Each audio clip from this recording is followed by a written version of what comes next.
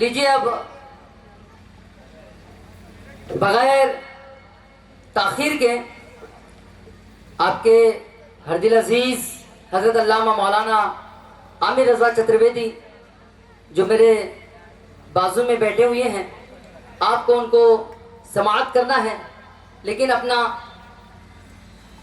जिंदा दिली का सबूत देते हुए एक मरतबा हम अपने कायद का इस्तेक़बाल कर ले और जिक्र की नीयत से नारा बुलंद कर ले। नारे तकबीर, नारे तकबीर, नारे रिसालत, नारे रिसालत।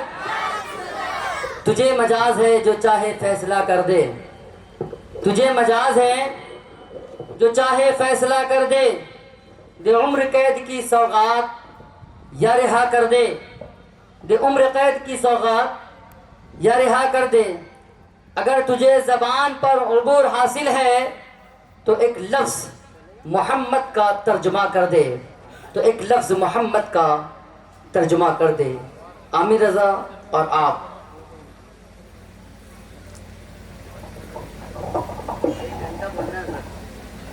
बोलिए।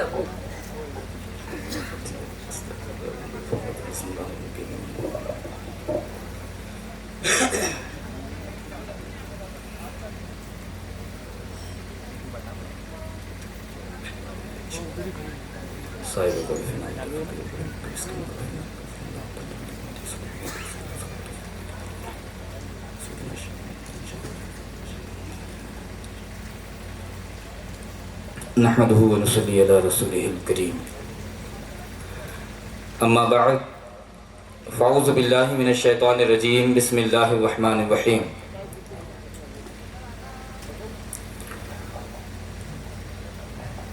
इन्नद दीना इंदल्लाहिल इस्लाम।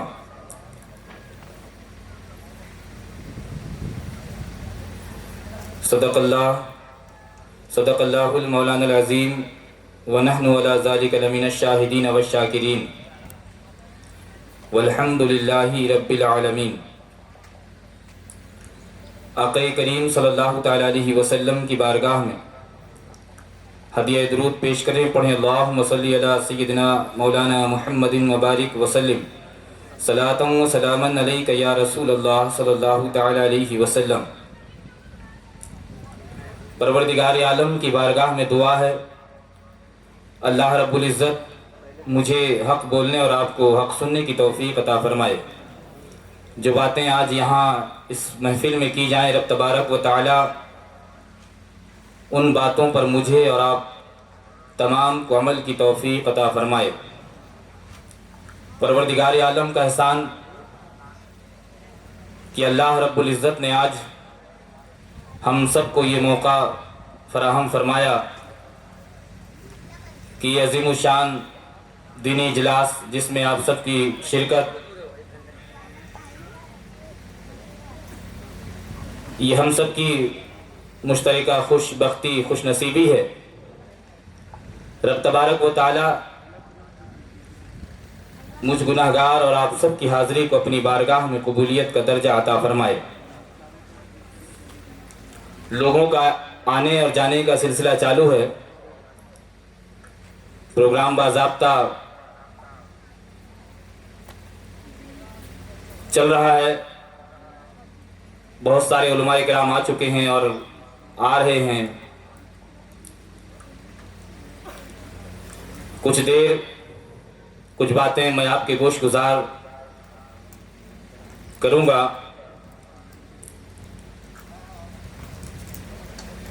जैसा कि आपने ऐलान और दीगर ज़राए के ज़रिए से जो है आपको बताया गया कि वेद, कुरान,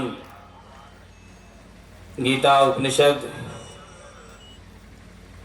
बाइबल, जन्म साखी भाईवाला, दीगर धार्मिक ग्रंथ जिनके हवाले से जो है इस्लाम की हक़ानियत, इस्लाम की सदाकत, दीन इस्लाम के ताल्लुक़ से या पैगंबर इस्लाम के हवाले से जो चीज़ें दूसरे धर्मों की धार्मिक ग्रंथों के अंदर पाई जाती हैं, मौजूद हैं, चाहे वो हज़रत ईसा के मानने वाले या हज़रत ईसा पर नाजिल शुदा किताब बाइबल हो, जिसे हम और आप इंजील के नाम से जानते हैं, चाहे हिंदू भाइयों की धार्मिक ग्रंथ वेद हों, चाहे सामवेद हो, ऋग्वेद हो, यजुर्वेद हो, अथर्ववेद हो, पुराणों में खुसूसियत के साथ भविष्य पुराण हो, कल की पुराण हो, किसी व्यक्ति विशेष को अगर देखा जाए लें तो चाहे कबीर दास हो, चाहे तुलसीदास हो, चाहे वेदो व्यास हो, चाहे गुरु नानक हो, चाहे रामकृष्ण परमहंस हो, इनके जैसे कईयों लोग हैं, ढेरों विद्वान हैं, जिन्होंने इस्लाम की व्याख्या, पैगंबर इस्लाम का गुणगान अपने तरीके से अपनी किताबों में, अपनी जिंदगियों में जिन्होंने लोगों के सामने रखा। आज ऐसे पुरफितन दौर में जहां आप निगाह उठाएंगे तो आपको सिर्फ नफरत का बाजार नजर आएगा, अदावत की दुकानें नजर आएंगी। ऐसे माहौल में जहां मोहब्बतों के सौदागर आपको बहुत कम नजर आएंगे, बस एक दूसरे के हवाले से, एक दूसरे के ताल्लुक से ये इससे नफरत, वो उससे नफरत, ये इससे अदावत, वो उससे अदावत।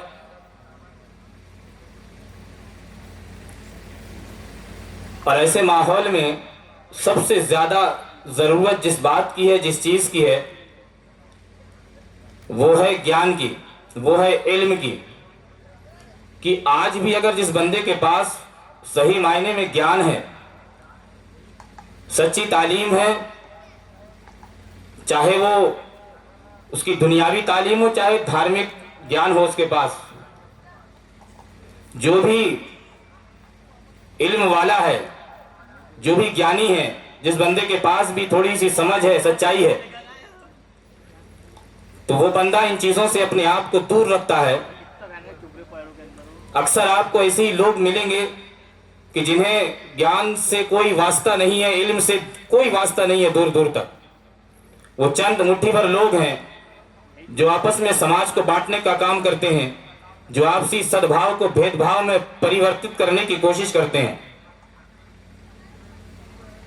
लेकिन जिस बंदे ने थोड़ा सा ज्ञान अगर प्राप्त कर लिया तो होता यह है, आहार अनिद्रा भया मैथुनानी समानिच नरानाम पशुनाम ज्ञानम नरानाम अधिको विशेषो ज्ञानम नहीं नो पशु भी समान।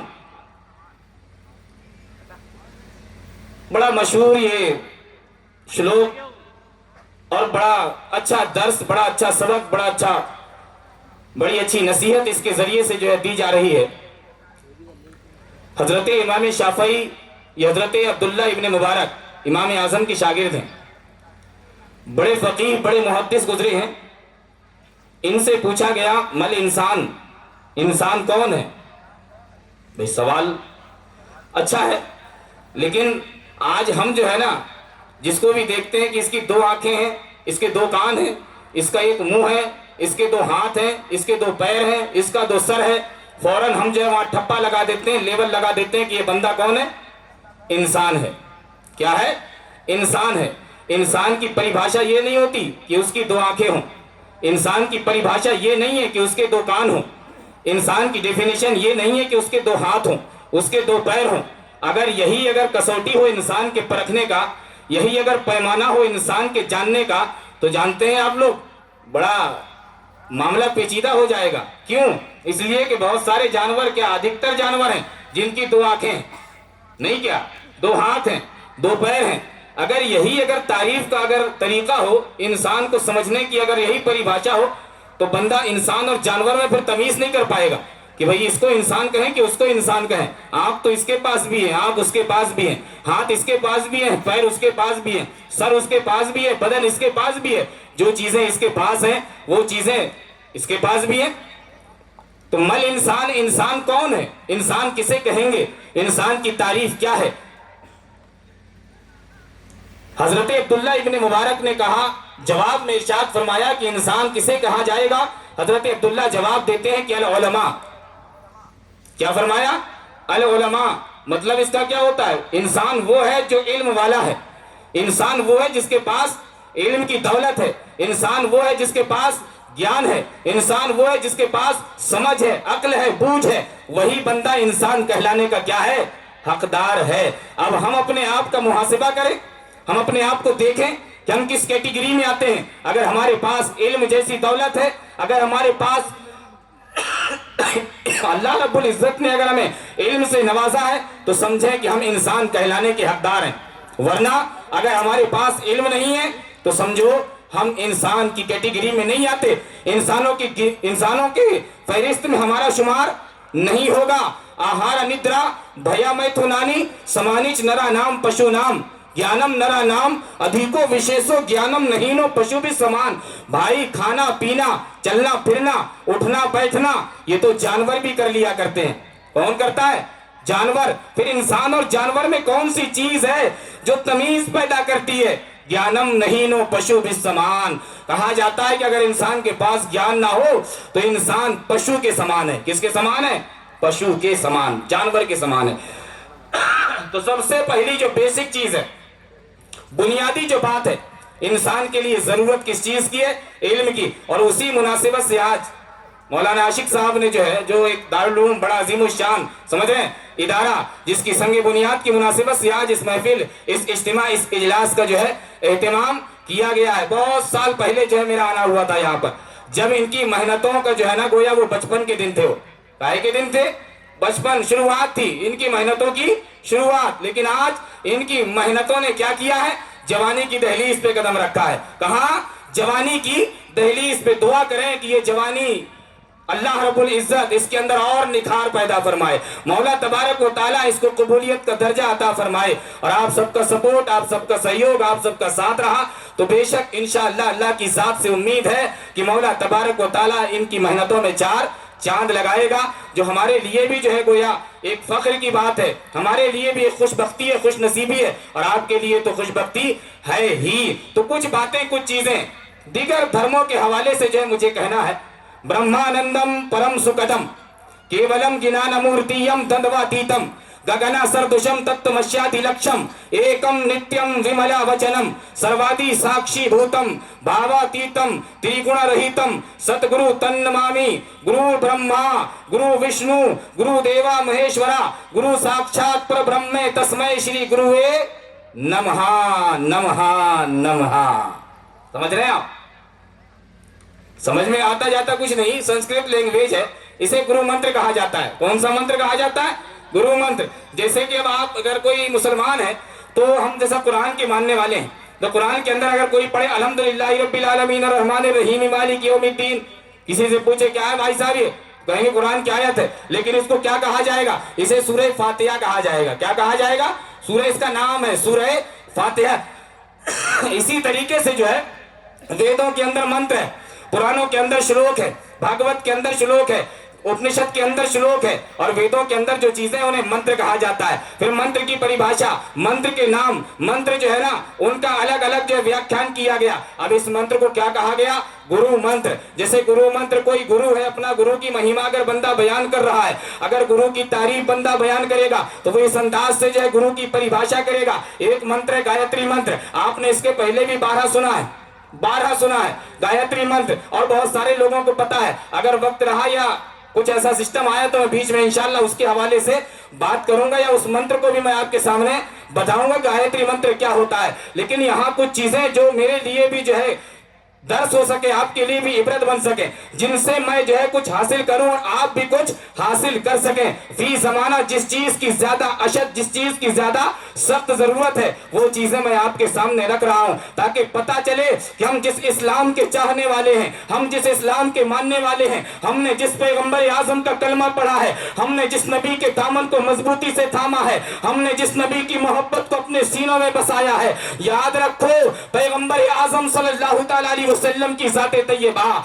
मेरे आका सल्लल्लाहु ताला अलैहि वसल्लम का नाम, आका की बात, आका की नात, आका का गुणगान, पैगंबर इस्लाम का तस्करा, पैगंबर इस्लाम सल्लल्लाहु ताला अलैहि वसल्लम के हवाले से जो है जब बंदा कुरान खोलता है तो मुस्तफ़ा की बात नजर आती है। जब बंदा कुरान खोलता है तो आका का जिक्र जो हमें सुनने को मिलता है। और जो कुरान के अलावा आप आगे जाए हदीस मुस्तफ़ा, वो तो मुस्तफ़ा की बात है ही, मुस्तफ़ा का जिक्र है ही। और अगर सहाबा इकराम के हवाले से बात करे, मेरे सहाबा इकराम जिंदगी भर जिन्होंने मुस्तफ़ा जान रहमत के गुणगान किए, आका करीम सल्लल्लाहु ताला अलैहि वसल्लम का जिक्र तज़किरा जिन्होंने किया है, इसे ये जो इसमें ताज्जुब की बात नहीं है। लेकिन अगर कोई बंदा, अगर कोई शख्स जो बज़ाहिर मुस्तफ़ा का कलमा नहीं पढ़ता, जिसने बज़ाहिर मुस्तफ़ा का नाम नहीं लिया है, जो बज़ाहिर अपने आप को मुसलमान नहीं कहता है, लेकिन फिर भी अगर मुस्तफ़ा की बातें करे, अगर आका सल्लल्लाहु ताला अलैहि वसल्लम का जिक्र करे, अगर आका करीम सल्लल्लाहु ताला अलैहि वसल्लम की बारगाह में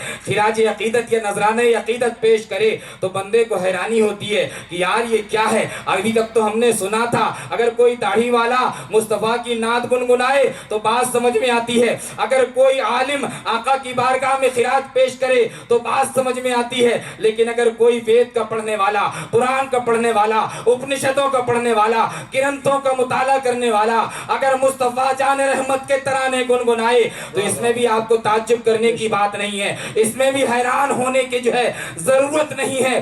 क्यों? इसलिए कि पैगंबर आज़म सल्लल्लाहु ताला अलैहि वसल्लम की जात वो जात है कि सिर्फ मुसलमान नहीं बल्कि दुनिया में जितने मज़ाहिब के लोग बसते हैं, दुनिया में जितने धर्म के लोग बसते हैं, हर धर्म की धार्मिक ग्रंथ के अंदर मेरे आका सल्लल्लाहु ताला अलैहि वसल्लम का नाम, मेरे आका सल्लल्लाहु ताला अलैहि वसल्लम का जिक्र आपको सुनने को मिलेगा। आवाज बंद कर दी क्या? सुभान अल्लाह, सुभान अल्लाह, डरने की जरूरत नहीं मेरे भाई। सुभान अल्लाह। आवाज काहे को बंद कर दी? पहले आवाज अच्छी थी, आवाज चालू करें ना आप लोग। कोई मसला है तो मुझे बताएं, ये डर खत्म करने के लिए बात कर रहा हूं मैं, समझ रहे हैं आप? हाँ, इसमें जो है ना बहुत सारे लोग ऐसा होता है कि पहले से जो है हाँ क्या होगा यार, ये हजरत तो ऐसी बात कर रहे हैं। मेरे भाई आप जो लेके आओ मेरे सामने कोई भी बंदा हो XYZ, ठीक है, और जब आप सामने लेके आओगे कितना ही पत्थर दिल, कितना ही कठोर, कितना ही नफरत, कितनी ही अदावत उसके दिल में मौजूद होगी, दो चार बात हम करेंगे इंशाअल्लाह बंदा आपके सीने से लगते नजर आएगा। लेकिन शर्त ये है कि जो है बस अदावत की ऐनक या जो है अदावत के जो पर्दे उसके कानों में है उसे दूर करके हम जो है उसको हम वो बात करेंगे। लेकिन याद रखो यही तो चीज है ना। आज होता क्या है मालूम है, जब बंदा जो है ना जैसे सुनता है ये मुसलमान है, ये मुसलमान, हम मुसलमान से दूर रहो, कोई हिंदू है हाँ इससे दूर रहो, ईसाई है इससे दूर रहो। अरे मेरे भाई जब तक कि आप करीब जाओगे नहीं, आप उसकी बात सुनोगे नहीं, वो तुम्हारी बात सुनेगा नहीं, पता कैसे चलेगा? अरे मालूम कैसे चलेगा? दिल की दुश्मनी दूर कैसे होगी? यही तो रीजन है, यही तो वजह है, यही तो कमी है हमारे अंदर। हमने अपने आप को महदूद करके रख लिया है, हमने अपने आप को एक सीमित दायरे के अंदर कैद कर लिया है कि नहीं हम मस्जिद के बाहर कदम नहीं निकालेंगे, नहीं हम किसी के पास जाके हम दर्स नहीं देंगे, हम तबलीग नहीं करेंगे। आपने देखा नहीं 40 दिन या 4 महीना जितने भी लोग जाते हैं ना, ये लोग जाते कहाँ जाते हैं मालूम है आपको? आज तक कोई मंदिर में जाके गया है? ये देखो मेरे पैगंबर की तारीख है, बताएं मुझे आज तक कोई चर्च में गया है जाके पैगंबर इस्लाम की बात उसने की है? अरे क्यों नहीं की है? करो ना, डरने का क्या है? अरे पैगंबर इस्लाम का तज़किरा मैं कहता हूं कुरान का हवाला देके ना करो, लेकिन बाइबल का हवाला देके तो कर सकते हैं। कुरान का हवाला देके ना करो, लेकिन वेदों कुरान का हवाला देके तो बंदा कर सकता है ना। लेकिन नहीं, वो नहीं होगा। नागपुर है, नागपुर में सदर एक महल्ला है, इसके पहले आपने सुना नहीं सुना, मैंने बोला सदर एक महल्ला है नागपुर में, सदर में एक बड़ा चर्च है। क्या है? चर्च, बहुत बड़ा चर्च। इत्तेफाक से जी बहुत बड़ा इत्तेफाक से एक मर्तबा जाना हुआ।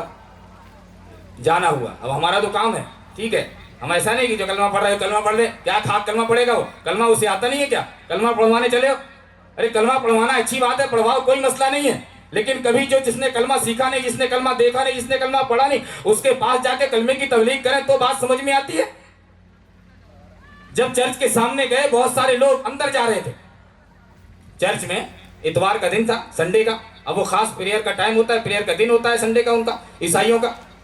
किसी से कोई बैर नहीं है। जब तक करीब जाएंगे नहीं, बात सुनेंगे नहीं, समझेंगे नहीं, समझाएंगे नहीं, तब तक के बात आगे बढ़ती नहीं है। जानते हैं, मैं बता रहा हूं, देखें अखलाक, देखें लोग कैसे करीब होते हैं, लोग कैसे अपने बनते हैं, लोगों को कैसे अपना बनाया जाता है, लोगों को कैसे करीब किया जाता है। ये तरीके आज हमारे अंदर नहीं है। ये तरीकों से हम अपने आप को आज हमने बेखबर करके रखा है। अरे जब तक के पढ़ेंगे नहीं, हमें पता नहीं चलेगा, मालूमात नहीं होगी। मैं एक हवाला दे के बात आगे करूं, उसके बाद जज की बात कर रहा हूं। श्री राम तत्व बोध अमृत एक किताब है, छोटी सी किताब है। क्या किताब का नाम है? श्री राम तत्व बोध अमृत। बड़ी मशहूर किताब है, कहीं भी कोई भी स्टॉल, कोई बुक डिपो में ये किताब मिल जाती है। ये किताब, इसके अंदर एक श्लोक है श्री राम तत्व बोध अमृत के अंदर। श्लोक क्या है मालूम है आपको? नमाज के हवाले से। किसके ताल्लुक से? नमाज के ताल्लुक से। आपने तो सुना होगा कि मुस्तफा की बात, पैगंबर इस्लाम का जिक्र, इस्लाम के ताल्लुक से बातें, लेकिन नमाज के ताल्लुक से जो मंत्र वो बताने जा रहा हूं। कौन सी किताब? बड़ी मशहूर किताब है श्री राम तत्व बोध अमृत। उसके अंदर एक श्लोक, वो भी किसके हवाले से? नमाज के ताल्लुक से। अब मुझे बताओ, कोई अगर किसी बुजुर्ग का मानने वाला है और अगर तुम उसके बुजुर्ग के हवाले से उसके सामने बात करोगे, वो उससे मोहब्बत करता है, और आपके हवाले से उसके दिल में मोहब्बत पैदा होगी कि नहीं होगी? अरे मैं कहता हूं, मेरे बाप की बात अगर कोई करे तो मैं उसको अच्छा बोलूंगा कि नहीं बोलूंगा? ये तो यार मेरे खानदान का जिक्र कर रहा है, ये तो मेरे खानदान का चर्चा कर रहा है, ये तो मेरे वालों की बात कर रहा है। बंदा जाहिर सी बात है और कान लगाएगा और करीब आएगा। तो जाहिर सी बात है, अगर तुम किसी तुलसीदास के चाहने वाले के सामने अगर तुलसीदास की बात करो तो तुम्हारी बात को तवज्जो देगा। अगर कोई कबीरदास के जानने मानने वाले के सामने तुम कबीरदास का हवाला दो तो बंदा कहेगा कि बातें तो बड़ी अच्छी कर रहा है। कोई अगर गुरु नानक के चाहने वाले सिख के पास अगर तुम गुरु नानक की बात कर दो, गुरु नानक की कोई चौपाई बयान कर दो, बंदा कहेगा कि यार देखो, मेरे गुरु के बारे में इसे बातें पता है, मेरे गुरु के ताल्लुक से ये बंदा इतना जानता है, मेरे गुरु ने इनके ताल्लुक से ये कहा है, मेरे गुरु ने इनके ताल्लुक से ये बातें लिखी है। और जब बंदे को पता चलेगा कि मेरे गुरु ने इस्लाम के हवाले से ये लिखा है, मेरे गुरु ने पैगंबर इस्लाम के हवाले से ये लिखा है, तो मुझे बताओ, उनके मानने वाले इस्लाम से के दुश्मनी रखेंगे? पैगंबर इस्लाम की दुश्मनी उनके दिलों में होगी, लेकिन कब नहीं होगी? जब उन्हें पता चलेगा कि मेरे बुजुर्गों ने इस्लाम का जिक्र किया है, जब उन्हें पता चलेगा मेरे बुजुर्गों ने जो है पैगंबर इस्लाम की तारीफें की है, जब उन्हें पता चलेगा तब ना ये बातें आएंगी। अब हम उन्हें कभी मालूम करते ही नहीं है, करवाते ही नहीं है, बताते ही नहीं है। उन्हें तो मालूम है नहीं, ना वो मालूम करना चाहते, लेकिन जिस बंदे को मालूम है वो भी नहीं चाहता कभी जाके तबलीग करे, कभी जाके उनके अंदर उनके पास जाकर जो है इस अंदाज से कोई हमें ऐसा मैसेज या ऐसा पैगाम उन तक पहुंचाए। श्री राम तत्व बोध अमृत नमाज के ताल्लुक से जिसके अंदर श्लोक सुने। आज हम और आप नमाज पढ़ते हैं ना? पढ़ते हैं, पढ़ते हैं, हाँ, इल्ला माशाअल्लाह पढ़ते हैं। पूछो मत क्या करते हैं। हाँ, नमाज पढ़ते हैं, बहुत कम लोग हैं। अल्लाह खैर करे, अलमान वल हफीज। आज यहाँ बंदा इज्तिमा में भी आया है, या आए हैं या आएंगे, समझ रहे हैं आप? जैसे कि अब 3 बजे निकले घर से। कितने बजे निकले? 3 बजे। कड़वी सच्चाई बता रहा हूँ, ठीक है? 3 बजे घर से निकले मोर्शी आने के लिए। अब 5 बजे टाइम है, ये 4 बजे निकले। 5 बजे काहे का टाइम है? असर का टाइम है। कितने बजे? 5 बजे असर का टाइम है। ये चांदूर बाजार पहुंच गए। कहाँ पहुंच गए? चांदूर बाजार। अब वहां से आ रहे हैं, यहाँ आते तक कितने बज गए? 6:45, 6:30, 6:45 बज गए। मिसाल दे रहा हूँ, एग्जाम्पल। मगरिब का टाइम आ गया, असर की नमाज का वक्त खत्म हो गया, गाड़ी हमारी चल रही है, कव्वाली बज रहा है, बाप रे बाप, हाँ, बड़ी बड़ी तेज आवाज में नाचे बजाई जा रही है। कहाँ जा रहे हैं? ये बड़ा झंडा लगा है गाड़ी के सामने। कहाँ? इज्तिमा में जा रहे हैं। असर की नमाज कहाँ गई मेरे भाई? कहाँ गई? इज्तिमा में। कल कयामत के दिन ये इज्तिमा में आना अल्लाह की बारगाह में मकबूल नहीं होगा, याद रखो। ऐसा इज्तिमा, ऐसी नेकी, ऐसा अमल कल कयामत के दिन बंदों के चेहरों पर मार दिया जाएगा। क्यों? इसलिए कि जिस अमल में जाने के लिए तुमने असर कज़ा कर दी, ज़ोहर कज़ा कर दी, दिगर नमाजों को तुमने पसे पुश्त डाल दिया। याद रखो, इज्तिमा में जाना फर्ज नहीं था, असर की नमाज पढ़ना फर्ज था। इज्तिमा में थोड़ी देर के लिए नहीं भी आते तो चल जाता, लेकिन असर की नमाज अगर तुमने छोड़ दी, क़यामत के दिन जवाब देना है, लेकिन यहाँ नहीं आओगे तो जवाब नहीं देना क्यों नहीं गए। हो सकता है कोई मसला था इसलिए नहीं गए। मेरे भाई याद रखो, कितना ही मुश्किल मरहला क्यों ना आ जाए, कैसी भी घड़ी क्यों ना आ जाए, लेकिन बंदा क्या करे, नमाज की पाबंदी करे। और ये इज्तिमा में आने का मकसद यही है, यहाँ से यही पैगाम देने के लिए आपको बुलाया गया है, यही दर्स, यही सबक सिखाने के लिए आपको यहाँ दावत दी गई है कि आप यहाँ आए और अपनी जिंदगियों के अंदर इनकलाब पैदा करें, अपनी जिंदगियों के अंदर तब्दीली लेके आए, सिर्फ कानों का चस्का पूरा करके यहाँ से निकल ना जाए। बड़ा मजा आया, बड़ी अच्छी बातें हुई, बड़ी अच्छी तकरीरें हुई। अरे बड़ा मंत्र पढ़ रहे थे, कौन सा श्लोक था वो, अरे पैगंबर की बात कर रहे थे, बाइबल में भी बताया, वेद में भी बताया, कुरान में भी बताया। अरे ये सुनने सुनाने से क्या होगा अगर हमारे अंदर तब्दीली नहीं आई। खाना खाने के बाद भी अगर किसी का पेट नहीं भरता तो क्या फायदा खाना खाने से। अगर पानी पीने के बाद भी किसी की प्यास नहीं बुझती तो ऐसा पानी पीने से क्या फायदा। मेरे भाई मत पियो पानी, अगर पानी हम पी रहे हैं तो प्यास बुझना चाहिए। खाना बंदा खा रहा है तो हमारा पेट भरना चाहिए। इज्तिमा में आए हैं तो जिंदगी के अंदर परिवर्तन आना जरूरी है। इज्तिमा में आए हैं तो यहाँ से कुछ लेके जाना जरूरी है। अपने अंदर बदलाव लेके आए, अपने अंदर तब्दीली लेके जाएं और अपने अंदर आज से जो है ये तहिया करके उठे यहाँ से कि अभी तक जो जिंदगी गुजरी, लेकिन अब जो है इंशाअल्लाह अपने आप को मैं सुधारने की कोशिश करूंगा। क्यों? इसलिए कि जब जागो तब सवेरा, जब जागो तब। अभी तक जो सोए हुए थे सोए हैं, कोई मसला नहीं है, लेकिन अब आँख खुल गई और मेरे रब का वादा है, मेरे रब का फरमान है, खुदा की कसम अल्लाह करीम है, मेरा रब बड़ा रहीम है, वो 70 माओं से बढ़कर अपने बंदों से मोहब्बत करता है। मेरे रब ने ये वादा किया है, अगर किसी के गुनाह 7 आसमान के बराबर हो जाए, किसी के गुनाह 7 जमीन के बराबर हो जाए और एक बार बंदा सच्चे दिल से अल्लाह की बारगाह में पढ़ ले अस्तगफिरुल्लाह, अल्लाह सारे गुनाहों को माफ फरमा देगा, सारे गुनाहों को परवरदिगार दरगुजर फरमा देगा। तो याद रखो ये हसीन मौका। और ये उलमाए किराम, ये तो अभी कुछ भी नहीं, अभी जो आएंगे समझ रहे हैं। हाँ, खुश नसीबी है, ऐसे लोग, ऐसी हस्तियां कहाँ, ये मोर्शी वालों की खुशबख्ती है और जो यहाँ आए हैं उनकी खुशबख्ती है। इनकी मौजूदगी में तौबा करें, इनकी मौजूदगी में जो है अपने दिल में इरादा करें कि आज से इंशाअल्लाह हमारे अंदर हम इनकलाब लाने की कोशिश करेंगे। श्री राम तत्वबोध अमृत किताब श्लोक नमाज के हवाले से, प्रथमम तारकम चैवा, क्या प्रथमम तारकम चैवा, द्वितीयम दंड मुच्यते, तृतीयम कुंडलकारम, चतुर्थम अर्धचंद्रकम, पंचमम बिंदु संयुक्तम, ओम नित्य ज्योति रूपकम। मतलब अब कोई अगर जानने वाला हो, कोई समझ वाला हो, कोई थोड़ा बहुत अगर मालूमात रखता हो संस्कृत लैंग्वेज की, तो उससे अगर हम पूछें कि यार इसका मतलब, इसका तर्जमा क्या होता है, थोड़ा समझा के बताएं हमें क्या है। तो इसका जो बैकग्राउंड है ना, बैकग्राउंड मतलब पस मंजर। जैसे मिसाल दे रहा हूं कि कोई हदीस है या कोई आयत तैयबा है, हर हदीस या आयत के एक शान नुज़ूल हुआ करती है। सूरह फातिहा कब नाजिल हुई? एक खास मौके पे नाजिल हुई। सूरह बकरा जो इतनी बड़ी है एक साथ तो नाजिल नहीं हो गई ना, कुछ आयतें किसी वजह पे उतरी, कुछ आयतें किसी खास मौके पे परवरदिगार आलम ने भेजा। हदीस मुस्तफ़ा, जैसे कि अब आका सल्लल्लाहु अलैहि वसल्लम की जितनी हदीसें हैं, लाखों हदीसें, अब उनमें जो है आका ने एक ही मर्तबा में तमाम हदीसें तो बयान नहीं कर दी ना। अब जैसे तयम्मुम की बात आई, तयम्मुम के ताल्लुक से मुस्तफ़ा ने बात कही। वजू का जब मसला आया, वजू के हवाले से आका ने जिक्र कर दिया। कोई और मौका आया, किसी ने कोई सवाल किया, आका ने कोई बात बयान फरमा दी। तो वो जो कंडीशन है बयान करने की, वजह, वक्त, उसे क्या कहा जाता है?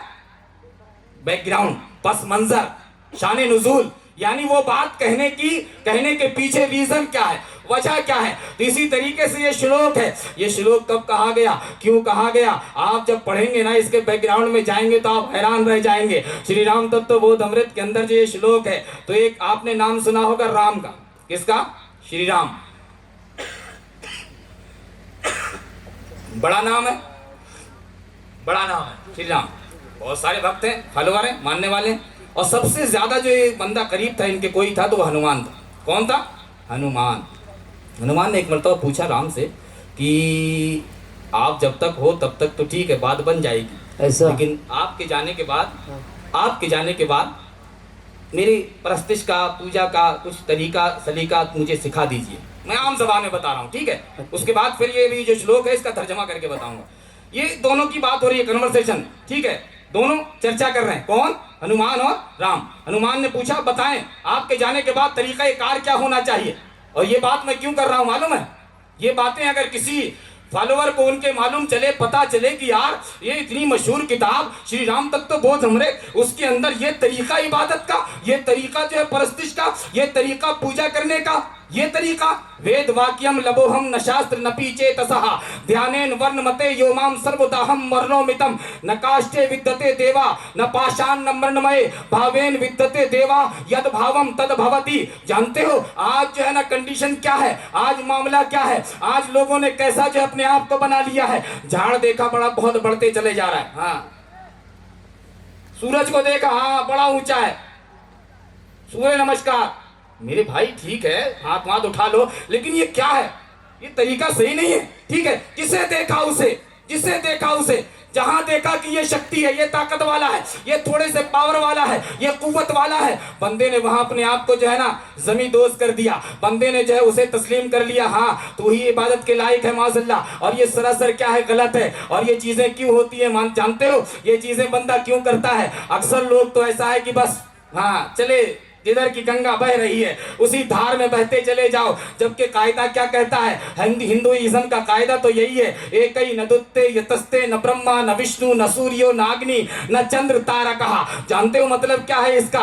एक ही न दुत्ते यतस्ते न ब्रह्मा न विष्णु न सूर्यो न अग्नि न चंद्र तारा। कहा अगर आप इसका उच्चारण करेंगे, आप अगर इसको उर्दू में कन्वर्ट करेंगे तो आपको पता चलेगा कि वो एक है, दो नहीं है। कब से है मियां? न जब चांद था, न सूरज था, न सितारे थे, न आसमान था, न धरती थी। अरे जब कुछ भी नहीं था तब से वो है और हमेशा वो रहेगा।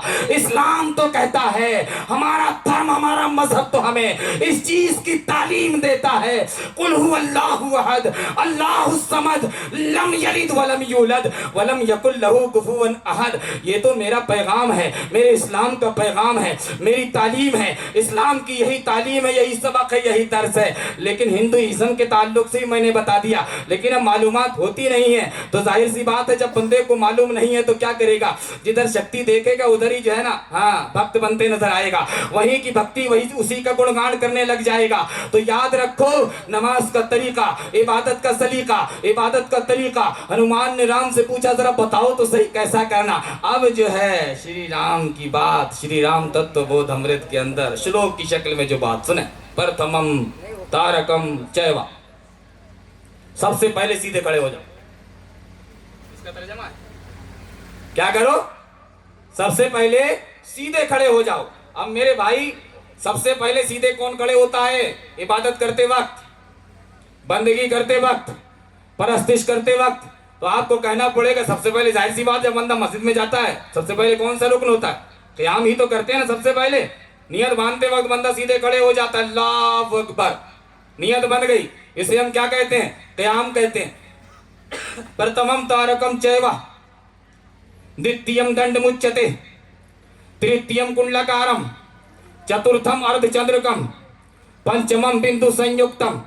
अब जो है पहला सीधे खड़े हो जाना, द्वितीयम दंड मुच्यते। दूसरा बंदा रुकू करता है, यहाँ बताया गया कि दूसरा तुमने क्या करना, दंड मुच्यते। इसका अगर सलीस अगर तर्जमा किया जाए, अगर इसे आम जबान में अगर बोला जाए तो इसका तर्जमा होता है सजदा। क्या?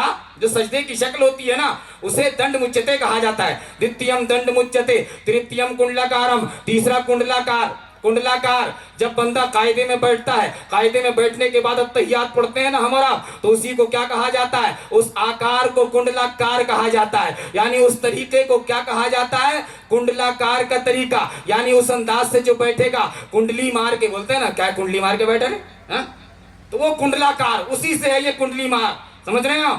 तो तृतीयम कुंडलाकारम, चतुर्थम अर्धचंद्रकम, चौथा आधे चांद के जैसे हो जाओ। जब बंदा रुकू में जाता है तो क्या हो जाता है? आधे चांद के जैसे। चतुर्थम अर्धचंद्रकम, पंचमम बिंदु संयुक्तम, पंचमम बिंदु संयुक्तम। और ये मैं कोई छुपी हुई ग्रंथ या छुपी हुई किताब नहीं, बल्कि कहीं भी मार्केट में किसी भी जगह मिलने वाले डिपो के अंदर जो बुक मिलने वाली है उसका मैंने हवाला एविडेंस, उसके अंदर ये बात, ये प्रूफ मौजूद है जो है क्या, चतुर्थम अर्धचंद्रकम पंचमम बिंदु संयुक्तम, पांचवा अपने आप को एक बिंदु, बिंदु कहते हैं, जैसे एक पेन लो आप, पेन लेके कागज पे ऐसा मार दो तो वो नुक्ता बन जाता है ना, उसे क्या कहा जाता है, बिंदु कहा जाता है। बिंदु यानी, बिंदु का मतलब क्या है, यानी अपने आप को समेट लो, अपने आप को एक जगह कर लो। अब अपने आप को एक जगह करने का मतलब क्या है, हाथ पैर सर धड़ सबको एक जगह करने का, वैसा तो पॉसिबल ही नहीं है। फिर एक जगह करने का मतलब क्या है, यानी अपने ध्यान को एकत्रित करो। क्या करो, अपने ध्यान को, अगर तुम्हारा दिल मुंबई में था, अगर तुम्हारा दिमाग अमेरिका में था, फौरन वापस आ जाओ, अमेरिका भी छोड़ो, बंबई भी छोड़ो, नागपुर भी छोड़ो, घर भी छोड़ो, माँ बाप भी छोड़ो, बीवी बच्चों को सब छोड़ो, सबको छोड़ो और अपने ध्यान को एक जगह समेट लो, यानी एक बिंदु के अंदर अपने आप को जो है एकत्रित कर लो। पंचमम बिंदु संयुक्तम, जब बंदा सलाम फेरने के बाद क्या करता है, सुभान अल्लाह, अल्हम्दुलिल्लाह, अल्लाह अकबर, जानते हो किसकी तस्बीह है ये, बंदा किसकी हमदो सना बयान कर रहा है, परवरदिगार आलम की। एक इंग्लिश में एक वर्ड है जो बोला जाता है मेडिटेशन, क्या बोलते हैं, मेडिटेशन, जिसे हम अपनी जबान में क्या कहते हैं, मुराकबा कहते हैं। क्या कहते हैं, आजकल बड़ा चलन हो गया है इसका, बड़ा चलन हो गया है शहरों में, तो मेरे भाई मेडिटेशन सेंटर लोग खोल रहे हैं, जानते हो, लोगों ने जो है ना अलग अलग अपने अपने तरीके से, जैसे जो है मुसलमानों के दरमियान खानकाहें होती थी, पहले खानकाहें, बंदा जहां जाता था तो खुदा का वली बन के निकलता था, बंदा जहां जाता था जाहिर नहीं बल्कि बातिन को चमका के बाहर निकला करता था। जानते हो क्यों, इसलिए कि वहां मुराकबे करवाए जाते थे, वहां लोगों को जो है तब्दील किया जाता था, लोगों के अंदर वैसा इनकलाब पैदा किया जाता था।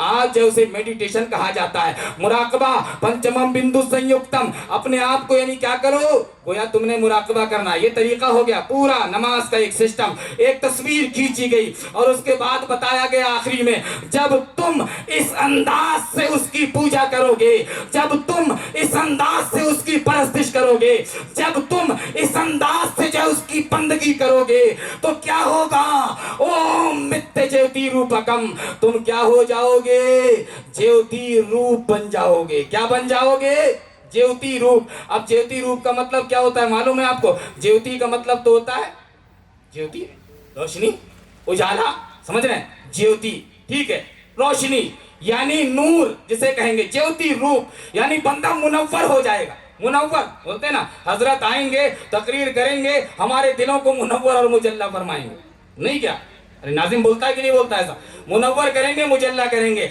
यानी हमारे अंदर क्या करेंगे, एक नूरानी कैफियत हमारे अंदर तारी हो जाएगी, हमारे दिल की दुनिया बदलेगी, हम मुनव्वर हो जाएंगे, हमारे अंदर तजल्ली पैदा हो जाएगी, हमें मुजल्ला कर दिया जाएगा, तो ज्योति रूप बन जाओगे। जब तुम इस अंदाज से उसकी बंदगी करोगे, जब तुम इस अंदाज से उसकी परस्तिश करोगे, ओम मित्य ज्योति रूपकम, फिर क्या होगा, तुम ज्योति रूप यानी तुम्हारा दिल जो है नूर से मुनव्वर हो जाएगा, तुम्हारा दिल नूर से मामूर हो जाएगा।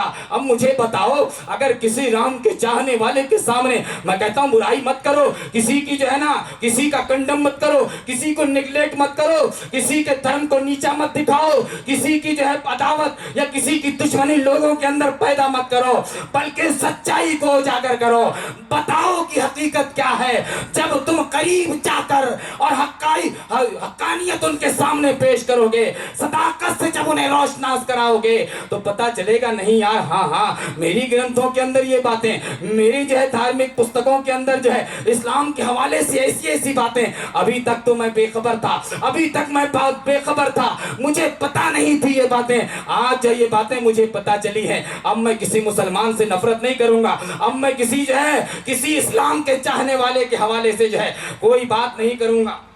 जब बंदे को पता चलेगा, जब बंदे को मालूम चलेगी तब ना, लेकिन हम दरवाजा बंद करे, बंद कर दरवाजा, क्यों, कोई ना आने पाए, बैठे रहो अकेले, फिर कोई ना आने पाए, अरे बुलाओ ना, करीब करो ना, मैं कहता हूं नहीं आते तुम जाओ, समझाओ, अपनों में भी तबलीग करो, औरों में भी तबलीग करो। हिंदुस्तान की सबसे पहली मस्जिद अगर कहीं बनी है तो वो केरल के अंदर बनी है। आपको मालूम है तारीख क्या है, मियाँ मक्के से चल के मुस्तफा के जानेसार हिंदुस्तान में तशरीफ लाए। मुझे बताओ हिंदुस्तान में कौन इस्लाम का चाहने वाला था, कौन मुसलमान था, कौन पैगंबर पैगंबर का मानने वाला था। फिर उन्होंने तबलीग कहाँ किया तबलीग है? ये सहाबा की बातें पता नहीं है तुमको, मालूम नहीं है हमें। ज्यादा लोग कलमा पढ़े, दायरा इस्लाम में दाखिल हुए। अगर ऐसा होता, अगर तबलीग ना करते, अगर लोगों के करीब ना जाते, लोगों को करीब ना बुलाते, तो कंडीशन क्या होती। जाते जाते एक बात कह के जाना चाहता हूँ, और ये बात इसलिए कर रहा हूँ क्योंकि इसके अंदर एक बड़ा दर्स है, बड़ी इबरत है, सबक है। माशाल्लाह, नागपुर गरीब का नवाज वाकया अधूरा रह जाएगा। नागपुर का वाकया बता रहा हूँ। गरीब नवाज रज़ी अल्लाह ताला अन्हु की ज़ात तय्यबा, 10-5 मिनट है अभी। गरीब नवाज रज़ी अल्लाह ताला अन्हु की ज़ात तय्यबा देखें। सिर्फ गरीब नवाज नहीं, हमारे करीब यहाँ बाबा ताजुद्दीन है। कौन है? बाबा ताजुद्दीन। नाम सुना आपने? सुना ना? अरे हम नहीं सुनेंगे तो कौन सुनेगा है? हम नहीं जानेंगे तो कौन जानेगा। बाबा ताजुद्दीन, हाँ, शहनशाह हक तकलीम। बाप रे, क्या शान है, क्या मकाम है, क्या मर्तबे हैं। अल्लाह रब्बुल इज्जत ने इनको वो मकाम, वो शान, वो मर्तबा, और हमें नाज है, हमें फख्र है, हमें घमंड है, घमंड कि हम ऐसे लोगों के नाम लेवा हैं, हम ऐसे लोगों के मानने वाले हैं, हमने ऐसे लोगों की मोहब्बत का जाम पिया है, हमारे हाथों में ऐसे लोगों का दामन है। कैसे आकाओं का बंदा हूँ रजा, बोल बाले मेरी सरकारों के, बोल बाले मेरी सरकारों के। बाबा ताज, जहां आज उनकी मजार है ना, आपको मालूम है किसकी जगह है वो? किसकी जगह है? अरे पूरा ताज भाग रघुजी राव, क्या नाम है? रघुजी राव राजा। ये रघुजी राव जो राजा था ना, पूरा ताज बाग, कम से कम 400-500 एकड़ जमीन यहाँ से लेके वहां तक सब उसकी थी। लेकिन उसने क्या किया? पूरा बाबा ताज के नाम पे उसने कर दिया सब कुछ। आज भी छोटा ताजबाग, शक्कर जरा वहां से अंदर जाना पड़ता है, वहां जाके आप देखें तो बस उसी के खानदान वाले कुछ लोग हैं जो तबर्रुकात, वो चीज़ों को जिन्होंने रखा है वहां पर। तो चाहे बाबा ताजुद्दीन हो, चाहे गरीब नवाज हो, चाहे और कोई अल्लाह का महबूब बंदा हो, चाहे कोई अल्लाह का बरगुज़ीदा बंदा हो, जब भी आप इनकी जिंदगियों को देखोगे ना, जब आप इनके करीब जाओगे तो पता चलेगा इन्होंने कितने लोगों को दायरा इस्लाम में दाखिल किया है। और तरीका क्या था, अंदाज क्या था, किसी को छिड़कते नहीं थे, किसी को सताते नहीं थे, किसी को भगाते नहीं थे। आज तो यहाँ थोड़ा सा पैजामा ऊपर, इतना सा, लगता है ये वहाबी है। अरे मेरे भाई पूछ तो ले, करीब तो जा, पहले देख तो कौन है क्या नहीं है। हाँ, थोड़ी सी टोपी अगर कोई वो छोटी वाली लग गई, अरे ये अपनी जमात का नजर नहीं आता है? पता है, दिल का हाल जानता है कि अल्लाह ने विलायत दे दी तुझे। टोपी देख के ईमान का अंदाजा लगाता है, लिबास देख के, और जो है बंदा पता चल जाता है कि कौन सी जमात, कौन सा फिरका। अरे मेरे भाई, बहुत से ऐसे लोग हैं, कुदड़ी में खुदा के लाल हुआ करते हैं, सर पे टोपी भी नहीं होती, बदन पे अच्छा लिबास भी नहीं होता, लेकिन खुदा की कसम वो अल्लाह का वली होता है। बेशक, सुभान अल्लाह, अल्लाह का वली होता है। बेशक। क्या पता तुम्हें, क्या पता? अरे इंसान को नहीं जानता। यहाँ जैसे ईमान और कुफ्र का फैसला सूरत देख के बंदा कर रहा है। एक शायर है, जब किसी को देखना तो कई बार देखना। क्या करना? जब किसी को देखना तो कई बार देखना। एक आदमी में 10-20 आदमी हुआ करते हैं, एक आदमी में 10-20 आदमी हुआ करते हैं। तो याद रखो, ये जो खानकाएं हुआ करती थी, ये जो आस्थाने हुआ करते थे, ये जो बुजुर्गाने दीन की जो है बारगाहें हुआ करती थी, तो इन बारगाहों में सब जो है तशरीफ, सब जो है आते थे, सब चले आते थे। जैसे कोई शम्मा जला दो, जब शम्मा जलती है जैसे लाइट, अब देखना भी शाम होगी तो कीड़े आते हैं कि नहीं आते? अक्सर जगह जाहिर सी बात है, क्या होता है, रोशनी होती है तो परवाने, पतंगे आते हैं कि नहीं आते हैं? तो वैसे ही इनका काम था, इन्होंने मोहब्बत का चिराग जला दिया। लोग आ रहे हैं और जो है चिराग से जो है रोशनी से फायदा उठा रहे हैं। कोई भी आता, किसी भी मजहब का मानने वाला, किसी भी धर्म से ताल्लुक रखने वाला, लेकिन जब करीब आता तो खुदा की कसम इनका होके रह जाता था। लेकिन तुमने करीब किया नहीं ना, तुमने पास बुलाया नहीं, अरे तुमने रोशनी उन तक पहुंचाई नहीं। जब रोशनी पहुंची ही नहीं तो रोशनी से सामने वाला कैसे मुनव्वर होगा? रोशनी से सामने वाला कैसे अपने आप को फैज़याब करेगा? कैसे अपने आप को मुनव्वर और मामूर करेगा? याद रखो, जो है जानते हो, सबसे बहुत सारी कमियां हैं हमारे अंदर, लेकिन उन बहुत सारी कमियों में एक कमी कौन सी है? अखलाकी एतबार से हम बहुत कमजोर हो गए। कौन से एतबार से? अखलाकी एतबार से। सामने से जा रहा है, देखा बड़ी दाढ़ी है, बड़ा साफा है, तभी हाथ चूमेगा झुक के वो। हाँ, बड़े हजरत दिख रहे हैं। और अगर छोटे मोटे दाढ़ी थोड़ी छोटी है, टोपी नॉर्मल है, वो सलाम भी नहीं करेगा पलट के बंदा। अजीब तमाशा है। हाँ, अरे मालूम है दाढ़ी है, तुमको दाढ़ी नहीं है, तुम्हारा काम क्या है? अरे तेरे पास अलामत नहीं है, उसके पास अलामत है, सलाम कर लेना। सलाम करने में क्या बुरा? नहीं, हजरत होंगे तभी हाथ चूमेंगे, बड़ा साफा होगा तभी बंदा रुक के हाथ बांध के खड़ा होगा, बड़ा जुब्बा बंदा पहनेगा। यहाँ लिबास से फैसले किए जा रहे हैं। काहे से? जुब्बा। अरे कोई जाहिल अगर साफा पहन ले तो आलिम बन जाएगा? हा? कोई कमार अगर बड़ा जुब्बा पहन ले तो क्या मुफ्ती आजम बन जाएगा? नहीं ना। फिर यहाँ तो यही कंडीशन है, जुब्बा देख के मुफ्ती और आलिम का फैसला, साफा देख के, पगड़ी देख के इज्जत। मेरे भाई वो एक शायर है, बड़ी अच्छी बात कहता है, शेर सुने, देखे क्या कहता है वो, कि मैला या मेरा भी कह सकते हो उसको, मैला लिबास देख के फैसला न करना। क्या कहता है वो? मैला लिबास देख के फैसला न करना। अरे मैं कौन सा दरख्त हूं ये फल ही बताएगा, मैं कौन सा दरख्त हूं ये फल ही बताएगा। तो लिबास मैला हो, लिबास गंदा हो, इससे देख के किसी की इज्जत, किसी का अदब, किसी का मकाम, किसी की शान का अंदाजा ना लगाएं। बहुत बसा औकात ऐसा होता है कि सादे से लिबास में, सादे से जुब्बे में, सादे से ड्रेस में बड़े बड़े अल्लाह के वली बरगुज़ीदा बंदे जो है होते हैं। हमारी आंखों में वो ताकत नहीं कि हम जान सकें, पहचान सकें। गरीब नवाज की ज़ाते तैयबा है, सभी आते हैं, सभी आते हैं, सभी आते हैं। आने के बाद जाहिर सी बात है, मेरे गरीब नवाज रज़ी अल्लाह तआला अन्हु की बारगाह में जो भी आया बस गरीब नवाज का होके रह गया। एक मरतबा एक चोटी वाला आ गया। कौन सा? चोटी वाला, सिंदूर वाला, टीका वाला। आने के बाद वही पहुंचा पुरुष था मेरे भाई, वो छोटा मोटा बंदा नहीं था। अब सभी हर धर्म में लोग रहते हैं कुछ ना कुछ जानकार विद्वान, हाँ, उस लेवल के, उस लेवल के। अब सबके लिए तो बड़ा गेट नहीं खुलता, नहीं ना, लेकिन वेंटिलेशन खुल जाता है किसी के लिए, किसी के लिए छोटी खिड़की खोल दी जाती है, किसी के लिए थोड़ा चादर सरका दिया जाता है, पर्दा, हाँ ले झांक ले, थोड़ा सा देख ले, ठीक है। लेकिन सबके लिए मेन गेट नहीं खोला जाता। मेन गेट किसके लिए खोला जाता है? जिसके सीने में ला इलाहा इल्लल्लाह मोहम्मदुर रसूलुल्लाह, उसके लिए सब दरवाजे खोल दिए जाते हैं। लेकिन सबके लिए सब दरवाजे नहीं खोले जाते, उसके लिए थोड़ी बहुत खिड़कियां खोल दी गई थी, वेंटिलेशन भी खोल दिए गए थे, कुछ चीजें जो उसकी निगाहों के सामने आ चुकी थी। गरीब नवाज की बारगाह में आया, आने के बाद कहता है, अरे गरीब नवाज, अरे मोइनुद्दीन, मैंने तो तुम्हारा बड़ा नाम सुना था, बड़ा चर्चा मैंने सुना, बड़ी ख्याति तुम्हारी थी, लेकिन मैं क्या देख रहा हूं, तुम्हारे सीने में जो दिल है, क्या कहता है, तुम्हारे सीने में जो दिल है, और उस दिल में मैंने एक काला दाग देखा। क्या देखा? काला दाग, काला दाग, एक धब्बा। गरीब नवाज ने जब ये सुना ना, कहा धब्बा? कहा हाँ हाँ काला दाग। कहा एक काम कर, कलमा पढ़ ले, वो दाग भाग जाएगा। क्या कर लो? कलमा पढ़ लो, दाग खत्म हो जाएगा। अब इंसान हैरान, जाहिर सी बात है, दाग गरीब नवाज के दिल में है और उसके कलमा पढ़ने से दाग कैसे दूर होगा? सवाल किया, हजरत बात समझ में नहीं आई, मसला क्या है? मेरे कलमा पढ़ने से तुम्हारे दिल का दाग कैसे दूर होगा? कहा तू पढ़ तो सही, पढ़ तो सही। उसने कहा अच्छी बात है, अगर आप कहते हो कि मैं कलमा पढ़ने से मेरे तुम्हारे दिल का दाग दूर हो जाएगा तो क्या मैं पढ़ लेता हूँ कलमा। बंदे ने कलमा पढ़ लिया। अब जब कलमा पढ़ा ना, कलमा पढ़ने के बाद अब गरीब नवाज ने कहा अब जरा दिल की जानिब देखो। अब जो है दिल को देखा और क्या देखता है कि वो दिल में जो दाग था वो दाग दूर हो गया। अब और ज्यादा हैरानी उसकी बढ़ गई। पूछा हजरत माजरा समझ में नहीं आया, मामला समझ में नहीं आया। कहा क्या हुआ? कहा मेरे कलमा पढ़ने से तुम्हारे दिल का दाग कैसे चले गया?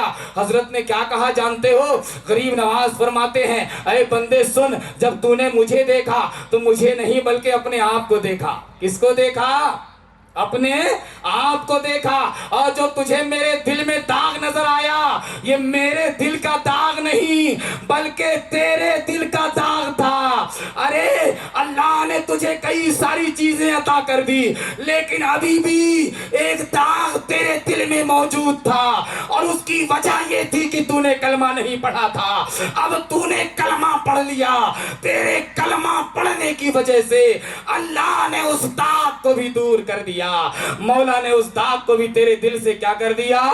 दूर कर दिया।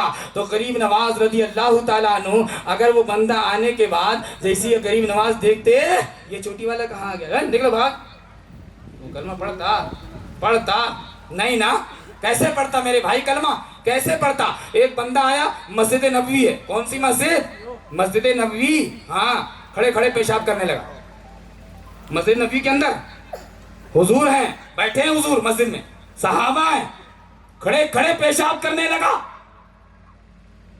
एक सहाबी उठे, कहा भी सबक सिखाता हूं, कहे नीचे बैठो, खबरदार कुछ अगर तुमने कहा तो। या रसूल अल्लाह, वो बेअदबी कर रहा है, खड़े खड़े पेशाब कर रहा है। कहा बैठे यहाँ। जब वो पेशाब से फारिग हो गया ना, तब जो है हुजूर सल्लल्लाहु अलैहि वसल्लम ने कहा कि जाओ अब उसे बताओ मस्जिद का एहतराम क्या होता है, मस्जिद का अदब क्या होता है। जानते हो ये चीजें क्या है? ये सबक है मेरे लिए, तुम्हारे लिए, सबके लिए। ठीक है, अब कोई भी, अब हर बंदे को तो हर चीज पता नहीं होती ना, पता नहीं होती, लेकिन हमने देखा कि नहीं ये गलत है। जैसे बंदा खड़े खड़े पानी जाके थप्पड़ मार दिया, अरे बैठ के पानी पी। मेरे भाई जाके बताओ उसको, बैठ के पानी पीना सुन्नत है, खड़े होके पानी पीने से ये नुकसान है, बैठ के पानी पीने से ये फायदा है। इमाम हसन है, इमाम हुसैन है, एक बुजुर्ग आए, गलत तरीके से वजू करने लगे। हसनैन करीमैन ने देखा, कहा अब इन्हें बताना है वजू का सही तरीका क्या है, बताने का अंदाज क्या होना चाहिए, बताने का अंदाज क्या होना चाहिए। देखें अखलाक किसे कहते हैं, देखें तरीका कार क्या होता है, देखें लोगों को करीब कैसे किया जाता है, देखें इस्लाम का तर्ज लोगों को कैसे दिया जाता है। हसनैन करीमैन ने कहा तरीका क्या होना चाहिए। अरे डायरेक्ट भी बता सकते थे ना, ओ दादा ये वजू करने का तरीका नहीं है, गलत वजू किया तुमने, ये भी बोल सकते थे, जैसे आज हम लोग बोल देते हैं। थोड़ा बहुत ही मालूम है ना, वो सामने वाला पढ़ा लिखा ही बैठा है, उसके सामने जबान चल चल चल चलने लगती है हमारी। हजरत ये ऐसे से ऐसा है, हजरत ये वैसे से वैसा है। अरे मेरे भाई उसे पता है, ठीक है, सब्र करो, तसल्ली रखो, धैर्य रखो, ठीक है, ऐसा कहीं भी जबान ना खोल दें। हजरत अब्दुल्ला उमर के बेटे मुस्तफा की बारगाह एक सवाल किया गया, उमर भी हैं, सिद्दीक अकबर भी हैं, फारूक आजम जैसे सहाबी रसूल, हजरत अबूबकर सिद्दीक जैसे सहाबी, हजरत उस्मान मौलाए कायनात, दिगर सहाबा की जमात मौजूद है, और हजरत अब्दुल्ला भी छोटे हैं, हजरत उमर के शहजादे ये भी बैठे हैं। हजरत आका करीम ने सवाल किया, किसी ने जवाब ना दिया, मुस्तफा ने खुद ही सवाल का जवाब इनायत फरमा दिया। जब घर में आए ना, हजरत अब्दुल्ला ने अपने वालिद से कहा, यानी हजरत उमर से कहा, अब्बू जान मुझे वो बातें पता थी, वो जवाब पता था। कौन कहता है? हजरत अब्दुल्ला कहते हैं, किससे? अपने वालिद से। कहा वो जवाब मुझे मालूम था। हजरत उमर ने कहा बेटे फिर तुमने जवाब क्यों नहीं दिया? हजरत अब्दुल्ला ने कहा अरे मेरे अब्बा जान, अरे वालिदे गिरामी, अगर मैं जवाब दे देता तो वहां बेअदबी का शायबा मुझे नजर आया। क्यों? इसलिए कि इतने बड़े बड़े सहाबी मौजूद हैं और मेरा तो ठहरा बचपना, मैं तो छोटा, और जो है मैं छोटा होकर इतने बड़ों के सामने जबान खोलता, मेरी गैरत ने गवारा ना किया, मैंने अदब के खिलाफ समझा, इसलिए मैं वहां खामोश रहा। अल्लाहु अकबर, ये है मियां अदब, इसे कहा जाता है अखलाक। और यही चीजें आज हमारे बच्चों के अंदर है ना, बड़ों के अंदर है ना, छोटों के अंदर है, किसी के अंदर ये चीजें आज हमें नजर नहीं आती। बस वही आखिरी बात वही सदर वाली, नागपुर वाली। देखें आज जो लोग बढ़ रहे हैं ना, जो भी तबलीग का तरीका है ना, तबलीग का तरीका, उसके अंदर सबसे पहली शर्त है बुर्दबारी, हिल्म, बर्दाश्त का मादा। ठीक है, अब कोई बंदा है तुम उसे गाली भी दे दो ना, हाँ गाली देना हराम है, मत देना, बुरा भला बंदा कह दे, फिर भी वो बंदा सुनेगा। दूसरी बार फिर आएगा अस्सलाम वालेकुम, फिर बुरा भला कहो, फिर आएगा अस्सलाम वालेकुम, फिर बुरा भला कहो, फिर अस्सलाम वालेकुम। वो 10 बार तुम उसे झिड़कोगे, लेकिन वो 10 बार तुम्हें क्या करेगा? सलाम करेगा। एक दिन तुम्हारा दिल पलटेगा, नरम होगा। मोहब्बत फातिह आलम है मेरे भाई। हाँ, बड़े बड़े संग दिल, बड़े बड़े पत्थर दिल भी मोहब्बत से क्या हो जाते हैं? मोम हो जाते हैं, नरम हो जाते हैं। 10 बार जो तुमने झिड़का, 10 बार उसने तुमसे सलाम किया, 10 बार तुम्हारे सामने अदब से खड़ा हो गया, तुम भी सोचोगे यार इंसान है कि क्या है, इतना बुरा भला कहा लेकिन फिर भी बंदा है, पलट के जवाब नहीं देता। अरे जवाब दे तो कैसा दे? तबलीग का अंदाज यही है, तबलीग का तरीका यही है। अरे लोहे के चने चबाना पड़ता है, तब जाकर कहीं बंदा कोई मकाम पे पहुंचता है। मेरे मुस्तफा ने आज से 1450 साल पहले ताइफ के मैदान से, ताइफ की वादी से दुनिया वालों को यही पैगाम दिया था, लोगों देखो तबलीग किस अंदाज से की जाती है, तबलीग का तरीका क्या होना चाहिए। जब लोगों ने पत्थर मारा, सहाबी ने अर्ज किया या रसूल अल्लाह, हाथों को उठाएं, इनके हक में बद्दुआ करें। मेरे आका ने हाथों को उठाया तो सही, लेकिन बद्दुआ नहीं, क्या फरमाया मेरे मेरे आका सल्लल्लाहु अलैहि वसल्लम ने, आका ने फरमाया, ऐ परवरदिगार आलम, इन्हें हिदायत की दौलत से माला माल कर दे। सहाबी से मुस्तफ़ा फरमाते हैं, ऐ मेरे सहाबी, मैं देख रहा हूँ ये लोग मेरा कलमा नहीं पढ़ रहे हैं, लेकिन इनकी आने वाली नस्लें मेरा कलमा पढ़ेंगी, इनकी आने वाली नस्लें मेरा कलमा पढ़ेंगी। यानी पत्थर खाकर भी मुस्तफ़ा ने क्या किया? दुआ दी। क्या किया? है किसी के अंदर हिम्मत? नहीं, हिम्मत है। जितने लोग यहाँ बैठे हो, अगर सबको अगर फर्दन फर्दन पूछा जाए ना, किसी के अंदर इतना बड़ा कलेजा नहीं है मेरे भाई जो पत्थर खा के सामने वाले को बोले कि नहीं अल्लाह तुझे अच्छा रखे। कितने लोग हैं ऐसे? फिर काहे का इज्तिमा में आना, काहे का मुसलमान होना, कैसा मुस्तफ़ा का गुलाम बनना, कैसा आका का नाम लेवा अपने आप को कहलाना। मुस्तफ़ा की जब बात पे अमल नहीं हो रही है, हाँ? हमको तो किसी ने वे से बे कह दिया, बंदा क्या से क्या नहीं कर बैठता, नहीं क्या? तो ये चीज़ें क्या है? हमारे अंदर ये कमियां हैं। अखलाकी एतबार से हम बहुत कमज़ोर हो चुके हैं। अपने अखलाक को क्या करें? न परह पापम मादते परिशाम पाप कर्म नाम समयो रक्षिता वस्तु संताश चारित्र भूषणा। याद रखो, अगर कोई बंदा बुरा करता है, कोई बंदा गलत करता है, कोई बंदा आपके साथ अगर बुराई करता है, सिल मन कता का वाफु अमन ज़लम का वाहसिन इला मन असा इलैका। गोया आका ने इरशाद फरमाया, सिल मन कता का, अरे तुम उससे रिश्ता जोड़ो जो तुमसे रिश्ता तोड़े। सिल मन कता का वाफु अमन ज़लम का, तुम उसे माफ करो जो तुम पर जुल्म करे। वाफु अमन ज़लम का वाहसिन इला मन असा इलैका, तुम उसके साथ अच्छा करो जो तुम्हारे साथ बुरा करे, जो तुम्हारे साथ बुरा करे। हदीस आका का फरमान है। कितने लोग अमल कर रहे हैं? कितने लोग अमल? चर्च के सामने खड़ा। कहाँ? चर्च के सामने। बातें बहुत है कहने की, खड़ा। मैं अपनी बात कर रहा हूँ, प्रैक्टिकल देखें, अखलाक देखें, किरदार देखें, कैरेक्टर देखें। एक बंदा आता है, कहा भाई अंदर चलिए ना, क्या कहता है? अंदर चलिए। दूसरा आया, अरे भाई साहब सर अंदर चलो, जबकि मेरा साफा है, दाढ़ी है, कुर्ता पायजामा है। उन्हें मालूम है कि ये ईसाई नहीं है, उन्हें मालूम है कि ये मुसलमान है, उन्हें ये भी मालूम होगा कि ये जो है मुसलमान मौलवी है, मुसलमान मौलाना है। लेकिन देखें अंदाज, देखें यार उनका तरीक़े कार, देखें किस अंदाज से जो है अपने अखलाक के जाल में लोगों को जो है फंसाते और करीब करते हैं। अगर कोई नॉर्मल बंदा हो और कहे कि सोचे कि नहीं यार देखें इनका अखलाक, तो करीब बैठने में क्या जा रहा है, पास में जाने में क्या जा रहा है? आप करीब चले जाओगे, आप पास में बैठोगे। अब जाहिर सी बात है जब करीब जाओगे तो उनकी बातें आप सुनोगे कि नहीं सुनोगे? एक दिन बैठोगे, फिर दूसरे दिन जाओगे, तीसरे दिन जाओगे, 4 बार जाओगे, 5 बार, 10 बार, 15 बार, 20 बार। एक वक्त ऐसा आएगा कि बंदा उनके रंग में रंगने लग जाएगा, उनकी बोली बोलने लग जाएगा। यही तो तरीका होता है ना, यही तो अंदाज होता है। अरे मुसलमान आया है दुनिया में औरों को अपने रंग में रंगने के लिए, न कि मुसलमान जो है दूसरों के रंग में रंगे। हम दूसरों को रास्ता बताने के लिए आए हैं, बंदा खुद ही दूसरों के पीछे चल रहा है, दूसरों के रास्ते पे जो अमल करते चले जा रहा है। औरों की संस्कृति को बंदा अपना लिया, औरों के तरीके कार को बंदा अपना लिया, जबकि होना क्या चाहिए? लक़द कान लकुम फी रसूलिल्लाहि उस्वतुन हसना। मुस्तफ़ा की जिंदगी आइडियल है, पैगंबर की जिंदगी नमूना है। हमने किसी और की जिंदगी नहीं देखना है, हमने किसी और के नक्शे कदम पे नहीं चलना है, बल्कि पैगंबर आज़म सल्लल्लाहु ताला अलैहि वसल्लम को अपने लिए क्या बनाना है? आइडियल बनाना है, नमूना बनाना है। मुस्तफ़ा की जिंदगी को देखें और अपनी जिंदगी गुजारना जो है शुरू करें। आका की जिंदगी को देखें और जीने का सलीका तरीका जो है आपको मिल जाएगा। तो याद रखो, किसी की संस्कृति, किसी का तरीक़ेकार हरगिज़ नहीं। हमारे पास क्या नहीं है यार? क्या नहीं है बताए ना? कोई आए वाला, कोई पूछे वाला, कौन सी चीज़ है जो हमारे पास नहीं है? यानी इस्लाम के दामन में कौन सी चीज़ है जो नहीं है? सबसे बड़ी बात तो पैगंबर इस्लाम की ज़ात अल्लाह अकबर। शायर कहता है किस चीज़ की कमी है, किस चीज़ की कमी है? मौला तेरी गली में, दुनिया तेरी गली में, उक़बा तेरी गली में। और घबराने की जरूरत नहीं है। बहुत सारे लोग थोड़ा सा एक हल्का सा तूफान देखते रहे, क्या हाँ कुछ ही नहीं, क्या मत करो। तौहीद की मैं सीनों में है हमारे, आसा नहीं मिटाना नामो निशा हमारा, आसा नहीं मिटाना नामो निशा हमारा। और बातिल से दबने वाले ऐ आसमां नहीं हम, 100 बार कर चुका है तू इम्तिहान हमारा, 100 बार कर चुका है तू इम्तिहान हमारा।